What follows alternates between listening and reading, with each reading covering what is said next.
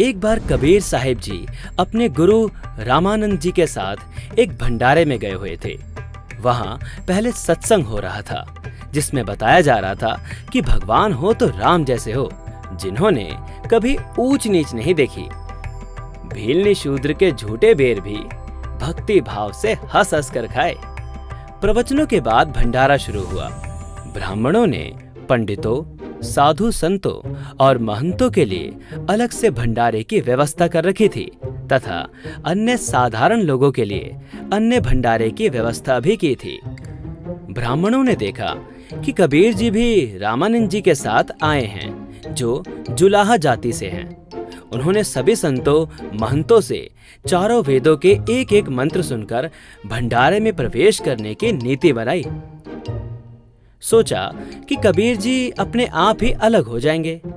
विद्वान माने जाने वाले सभी पंडित महंत मंत्र सुनाकर ब्राह्मणों वाले भंडारे में प्रवेश कर रहे थे।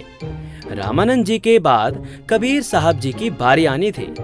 ब्राह्मणों ने कहा, कबीर जी, इस भंडारे में वे ही विद्वान भंडारा करेंगे जो चारों वेदों के एक एक मंत्र सुना देंगे। भाई, मैं तो अनपढ़ हूँ, मुझे कहाँ वेदों के मंत्र पढ़ने आते हैं। जहाँ भंडारा चल रहा था वहां से थोड़ी ही दूर पर एक भैंसा खड़ा था। कबीर साहब ने उस भैंसे को आवाज देकर बुलाया, अरे भैंसा राम, भाई जरा नजदीक तो आना। भैंसा दौड़कर भंडारे के सामने आ गया। कबीर साहब ने अपना हाथ भैंसे पर रखा और कहा कि भैंसा राम, इन्हें वेदों के मंत्र सुनाओ भाई। भैंसे ने चारों वेदों से एक एक मंत्र सुना दिए। ऋषि मणाया, ऋषिकृत, सवृषा, सहस्रता, तिथः, पदविहि, कविनाम, तृतीयम धाम महिषा, शिशासंत सोमः, विराजमानो राजितस्तु।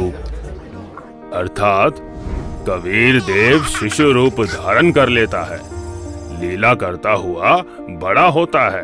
कविताओं द्वारा तत्व ज्ञान वर्णन करने के कारण कवि की पदवी प्राप्त करता है, अर्थात उसे ऋषि, संत व कवि कहने लग जाते हैं।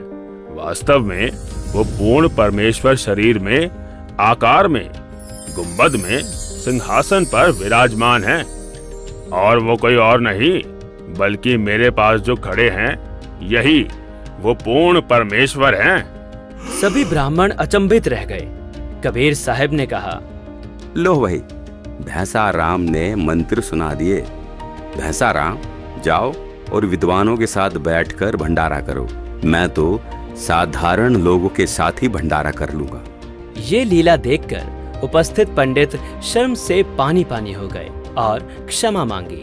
परमेश्वर कबीर जी ने कहा, हे विद्वानों, आप अपने सत्संग में क्या प्रवचन कर रहे थे कि श्री रामचंद्र जी ने सबरी के झूठे बेर बड़ी रुचि रुचि खाए थे।